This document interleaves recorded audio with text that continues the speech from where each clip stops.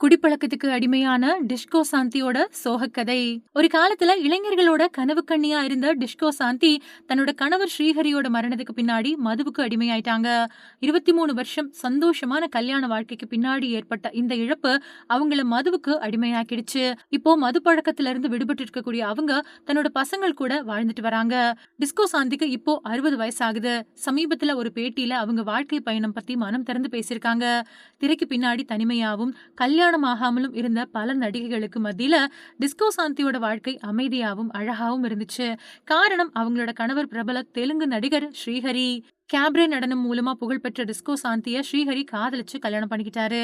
Disco சாந்தி பத்தி எந்த புகார்களையும் பொருட்படுத்தாத ஸ்ரீஹரி, சாந்தி ரொம்பவுமே உயர்ந்தவங்க அப்படின்னு சொன்னாரு. ஸ்ரீஹரி டிஸ்கோ சாந்திக்கு கணவரா மட்டும் இல்லாம அன்பான சகோதரனாவும் இருந்தாரு.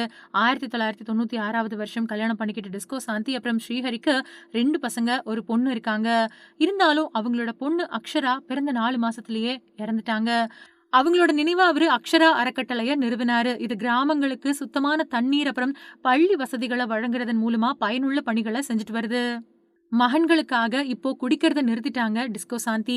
மது அருந்தாம இருந்தாலும் டிஸ்கோ சாந்தி தன்னோட உயிருக்கு உயிரான கணவரை இழந்ததால இன்னும் துக்கத்துல இருக்கிறதா தெரியுது. இதுக்கிடையில சாந்தி ஹைதராபாத் பக்கத்துல இருக்கக்கூடிய பல கிராமங்களை தத்தெடுத்து மேம்பாட்டு பணிகள்ல ஈடுபட்டிருக்காங்க.